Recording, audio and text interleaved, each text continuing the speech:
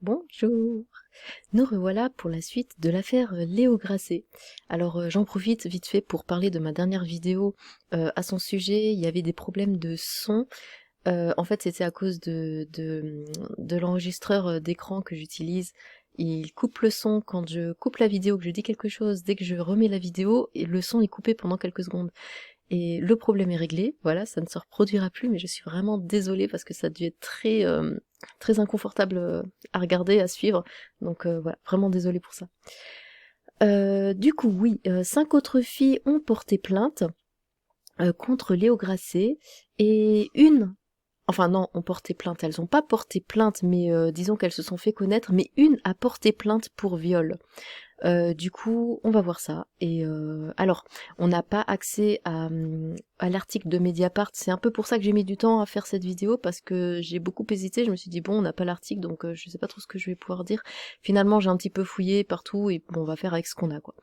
Alors, le youtubeur Léo Grasset, alias Dirty Biology, visé par une enquête pour viol à Paris. Une étudiante en journalisme de 22 ans accuse de viol le vulgarisateur scientifique qui est par ailleurs déjà visé par une enquête préliminaire pour harcèlement sexuel à Lyon.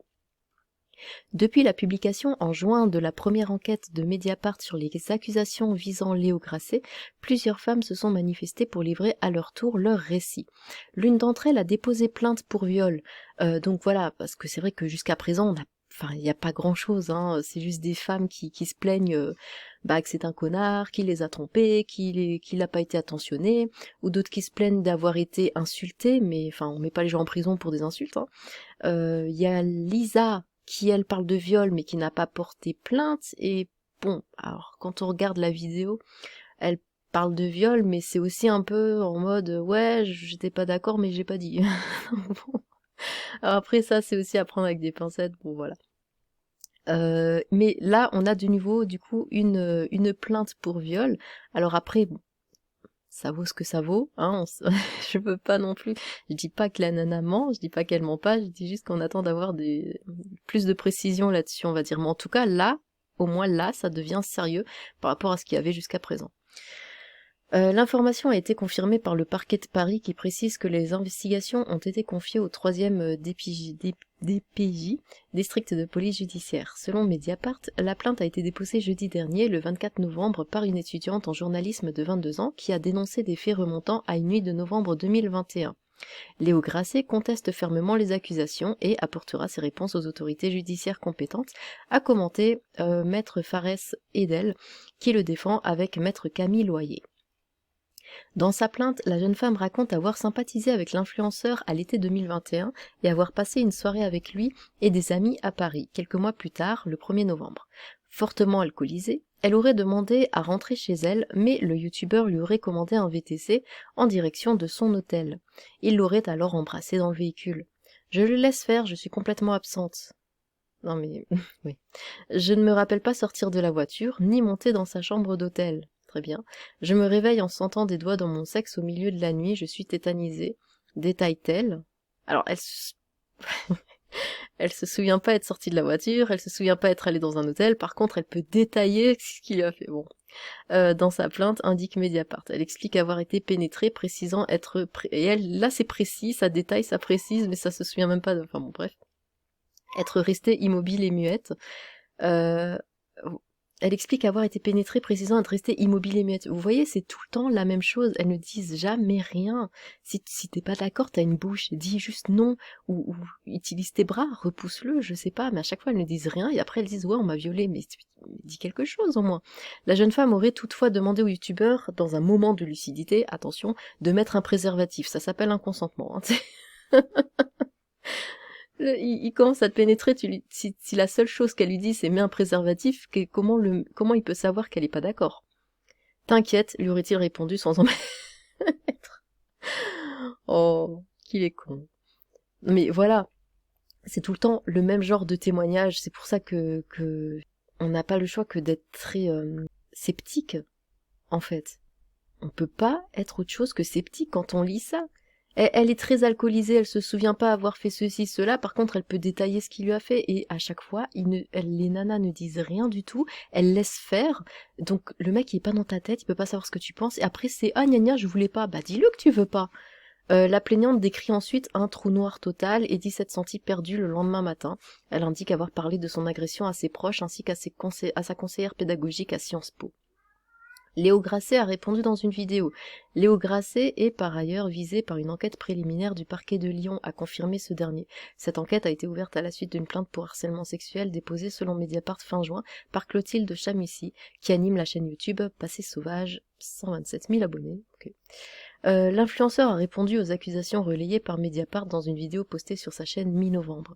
J'ai une vie amoureuse parfois bordélique et il m'arrive aussi de faire parfois des blagues de gros beauf, mais cependant l'article dresse un portrait de moi qui est malhonnête. Il construit un personnage toxique à coups d'insinuations et de citations tronquées, il déclare-t-il contestant notamment avoir violé une jeune femme en 2016. Oui, c'était Lisa là. Mais voilà, là on retrouve exactement la même chose qu'avec concrètement moi, c'est-à-dire que tout se passe dans ça. Elle ne dit rien, elle lui dit pas en plus tout ce qu'elle lui dit c'est mets un préservatif. Si ça veut pas dire ok. Enfin moi je suis le mec, je viens sur la nana, elle me dit mets un préservatif, bah c'est que c'est bon, elle me donne son consentement, c'est feu vert, hop, on y va. Enfin faut arrêter avec ça, au bout d'un moment, t'as une bouche, tu le dis quoi. Tu dis non, je ne veux pas. Après, s'il force, tu utilises tes bras, tu utilises tes jambes, tu le repousses. Et s'il force, ça c'est un viol. Mais pas là en ne disant rien du tout. Enfin bon, bref. Du coup, alors j'ai trouvé enfin j'ai un peu cherché bah, tout ce qu'il y a en fait, hein, vu qu'on peut pas accéder... Enfin, on peut pas lire l'article, donc on va juste se contenter de quelques tweets. Alors, Léo Grasset est visé depuis ce mardi par une enquête préliminaire pour viol. Notre nouvelle enquête révèle des témoignages qui font état de problèmes de respect de leur consentement, mais également d'emprise, hein, la fameuse emprise, hein, on en parlait aussi la dernière fois. Toujours, on sait pas ce que ça veut dire, hein, cette emprise. 13 femmes portent plainte, j'espère sincèrement qu'elles ne seront pas pénalisées par votre premier article qui était extrêmement mal écrit au vu des éléments apportés par Léo Grasset. Il va facilement pouvoir se défendre, mais surtout que, ok, là il y a peut-être 2 femmes qui ont réellement quelque chose à dire, et encore Lisa on sait pas, et encore elle aussi comme dit, ben si elle dit pas qu'elle... Mais bon bref. On va dire qu'on a 2 femmes qui ont réellement quelque chose à dire. Les autres, c'est juste qu'elles n'ont pas été, on va dire, satisfaites de leur relation avec lui, c'est tout. Donc là, voilà, on peut pas inculper quelqu'un parce que c'est un connard. Ça existe pas. Votre amateurisme, votre envie de vendre du papier, bon, oui, t'aimes pas Mediapart, on a compris. Mais pourquoi mélanger des accusations graves de viol et de harcèlement avec celles de violence psychique? Oui, voilà, parce que il a traité l'autre de sac à foutre. Ben oui, mais c'est une insulte. On peut pas mettre quelqu'un en prison parce qu'il a insulté quelqu'un. Enfin, si tu veux pas te faire insulter, écoute, après c'est la vie c'est comme ça, tu te fais insulter, c'est pas pour ça que tu vas aller sur des plateaux pour aller te plaindre et puis essayer d'inculper quelqu'un parce qu'il t'a dit ouais espèce de sac à foutre. Ok, le mec est un connard, mais tu peux pas, enfin qu'est-ce que tu veux faire contre ça? C'est voilà, il y a des gens qui sont comme ça, c'est tout. Oui, le chat. Qui ne vont pas beaucoup plus loin que il soufflait le chaud et le froid, mais oui voilà, elles se plaignent de leur relation avec lui, c'est tout, elles ont pas eu ce qu'elles voulaient et puis et ça n'a vraiment rien à faire là, on va dire qu'il y a que Lisa et cette fille, cette étudiante qui ont réellement quelque chose à dire. Dans une enquête comme celle-ci, il est pertinent de dresser le profil psychologique, car cela apporte du poids aux accusations répréhensibles par la loi décrites de Pattern et apporter des preuves de service psychologique, ajoute des éléments aux preuves qui peuvent l'accabler. Ça sent la vidéo de justification 8 mars prochain. Alors, qu'est-ce qu'on a par là? Oui, selon nos informations, une étudiante a déposé plainte. Donc l'étudiante, c'est elle, hein, c'est Léa Massiani. Donc il dit, j'ai porté plainte contre Léo Grasset pour viol. Mon témoignage est dans cet article. L'impunité doit cesser. Bah oui, mais je peux pas le montrer, l'article. Merci à toutes les femmes concernées par cette affaire. Oh, excusez-moi, j'oublie tout le temps de le désactiver. Votre courage est immense. Sans le premier article de Mediapart, je ne serais jamais sortie du silence. Merci aussi à Mediapart de traiter ces sujets et à Lena Bred et Sophie Boutboul pour votre écoute. PS, j'écris ce tweet pour relayer l'article et faire entendre aux victimes silencieuses qu'elles ne sont pas seules, pas pour provoquer un déchaînement de haine contre Léo Grasset. Oui, elle accuse de viol le célèbre vulgarisateur scientifique et youtubeur, déjà visé par une enquête préliminaire pour harcèlement sexuel. De nouveaux témoignages font état de problèmes de respect du consentement, mais également d'emprise, hein, toujours. Notre enquête, voilà. Depuis la publication de notre première enquête sur les accusations visant Léo Grasset fin juin, plusieurs femmes se sont manifestées. Bon. Mais voilà, là vous avez c'était cette vidéo où finalement toutes, elles n'ont rien à dire. Toutes c'était oui, il m'a pas traité comme comme il le devait, comme je le mérite. Bon, elle disait ouais, il m'a traité de sac à foutre. Ben, Ouais, certes, mais qu'est-ce que tu fais là? Enfin, c'est une insulte, c'est rien, enfin, dire oui, c'est un connard d'insulter, on n'insulte pas les gens comme ça, mais voilà, c'est tout, je veux dire, il y a rien, quoi, c'est vraiment vide. Donc oui, ça c'est... Alors, 5 nouvelles femmes témoignent contre le youtubeur Léo Grasset. J'ai vu qu'il y avait... Léa se serait aussitôt endormie, je me réveille en sentant les doigts dans mon sexe, nanana, c'est ce qu'on a lu, je suis tétanisée quand elle ouvre les yeux, Léo Grasset lui aurait intimé de se défendre, de machin, de la pénétrer, tout ça. Bonjour psycho. Alors, pourquoi ne pas dire la phrase suivante avec pour seul moment de lucidité, selon son récit, le fait de lui demander de mettre un préservatif? Alors chez moi, comme 99,9% de la population, ça s'appelle un consentement. Merci. Merci. Tu n'as pas bonne connaissance de ce qu'est le consentement. Explication, si une meuf était... Ah, arrêtez avec le mot meuf. Si une femme est tétanisée, ne répond absolument pas à tes avances, voire pleure, et oui, ça se voit quand quelqu'un est tétanisé d'angoisse, bah dis pas qu'elle pleure. Si elle demande de mettre un préservatif, ça veut pas dire vas-y BG. Bah, c'est... Pourquoi lui... Enfin, repousse-le, dis non, enfin je sais pas, fais quelque chose. Ça veut juste dire qu'en plus de se faire violer, elle veut pas choper de MST ou tomber enceinte. Non mais là c'est trop simple. C'est trop simple de dire ça. Au bout d'un moment, tu dis non. Enfin je sais pas, je le répète 15 fois, mais dites non. Dites-le clairement, pas dans votre tête. Il a raison, mais un préservatif c'est ambigu, pourquoi parler d'idéologie? Si 10 mecs de 2 mètres, de 2 mètres 180 kilos chacun viennent et prennent ton téléphone, tu vas t'opposer à eux? Non, pourquoi tu n'es... C'est quoi ça? Ça n'a rien à voir. Écœurant à lire, mais partage néanmoins nécessaire pour faire avancer les choses. Oui, mais la sexomnie... Pété de rire, personne s'y attendait à cette défense de l'enfer, juste horrible. Bon. Alors, on a Manon Bril.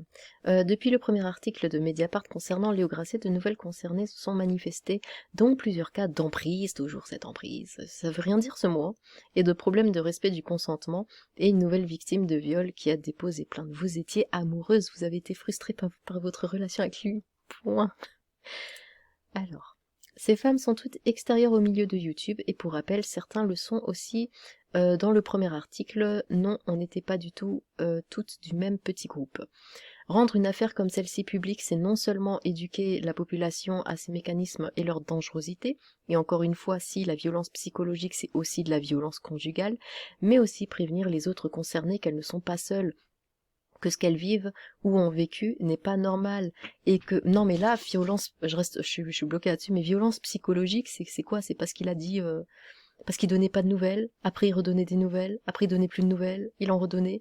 Enfin, au bout d'un moment, le mec te donne pas de nouvelles, tu dis bon bah allez, salut, ciao quoi. Moi j'appellerais pas ça de la violence psychologique. C'est toujours des grands mots pour finalement des petites choses. Hein. Que ce qu'elles vivent ou ont vécu n'est pas normal et que ce n'est pas de leur faute. Bravo à elles toutes d'avoir le courage de s'exprimer aujourd'hui. Je n'oublierai pas non plus les centaines de messages que j'ai reçus de personnes m'expliquant qu'à la découverte de l'article, elles avaient compris qu'elles étaient dans des relations similaires, avaient pu en sortir, se réconcilier avec des amis qui ne les avaient pas crues à l'époque, mais avaient changé de regard en découvrant nos témoignages, trouvé la force de porter plainte, etc. C'est pour toutes ces personnes et cette évolution des mentalités qu'on l'a fait, et je maintiens que cette action est tout autant nécessaire que le travail de la justice. Je suis aussi immensément admirative de la force de toutes ces femmes qui ont parlé. Encore bravo et merci. Merci à vous également pour votre soutien. Il fait toute la différence et maintenant j'espère que la justice fera son travail. Oui, le chat. Qu'est-ce qui fait qu'on devient sous emprise? L'aveuglement dû à l'amour, le manque de jugement, la prise de substance, le fait d'être entraîné par d'autres... Ouais, c'est ça, en fait, je comprends pas ce mot emprise, elles le sortent toutes, mais la peur panique de subir le rejet de chats super connus et de ne pas bénéficier de son réseau. Oui. Donc, j'espère qu'il saura se la fermer définitivement après ce dernier article de Mediapart. Bah, s'il a de quoi se défendre, il se défend, hein. Après, dire ses paroles contre paroles, hein. Pour ceux qui n'ont pas accès au dernier article Mediapart sur Léo Grasset et qui crient déjà au complot, permettez-moi de vous partager cet extrait, soutien indéfectible aux personnes qui ont témoigné. Alors, estime l'avocate de Léa, Pauline Rongier. Celle-ci défend aussi le choix de sa cliente de s'adresser à la presse. Il est temps, en tout cas, de cesser de brandir systématiquement la présomption d'innocence pour museler les victimes d'infractions sexuelles. La présomption d'innocence est une règle procédurale signifiant que la charge de la preuve pèse sur l'accusation mais n'a pas vocation à imposer le silence à des victimes qui ont besoin de s'exprimer. Mais non, la présomption d'innocence, c'est pas pour imposer le silence à des victimes. C'est parce que là, dans ce cas, tu t'accuses n'importe qui, il peut pas se défendre. Il y a pas de présomption, il y a rien. C'est genre ouais, t'es coupable et ferme ta gueule. Donc ah, c'est vrai qu'il y avait cette vidéo aussi. Le 23 juin dernier, Mediapart publiait... Le 23 juin... Tais-toi, je vais chercher mon casque. Voilà. Dernier, Mediapart publiait une enquête concernant le célèbre youtubeur Léo Grasset. Aujourd'hui, nous vous en proposons une suite avec le récit de 5 femmes qui témoignent auprès de Mediapart de faits de nature différente, de violences sexuelles, violences sexistes ou de violences psychologiques. Pourquoi aujourd'hui faire une suite à ce sujet? Pour rappel, il y a bientôt 5 mois, nous avions révélé le récit de 8 femmes qui toutes témoignaient de problèmes dans les relations qu'elles ont pu avoir avec le célèbre vidéaste qui compte plus d'1 million d'abonnés sur YouTube. Elles rapportaient des faits allant pour beaucoup de violences psychologiques à des violences sexistes et des violences sexuelles.